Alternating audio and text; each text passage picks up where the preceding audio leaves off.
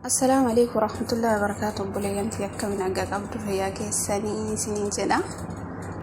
Mi'a dhawaanuma nurraa olii qooduu fi kuni buuphaadha. Kun ammoo dinicha bilcheessee ka'ee deebi'ee basharee jechuudha.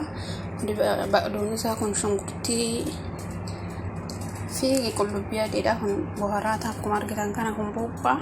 Kun ammoo ka tijaajaati pileen ka jedhan sanii. Yani yoo geesse jalqaba buuphaatti wanti godhee gargara galchee ka'ee deebi'ee isa godha. Viidiyoo ammoo yeroo kukkutadhuu fi yeroo isa basharu quraabaa dalaguun natti hin tolle adda kiyya waan ta'eef jechuudha.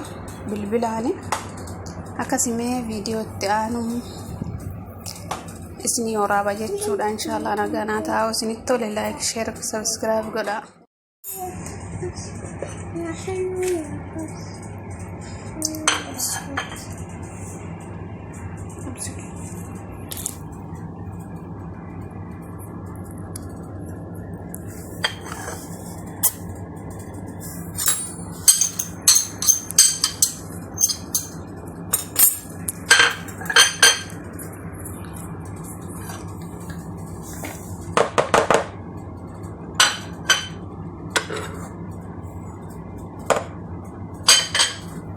Kulot.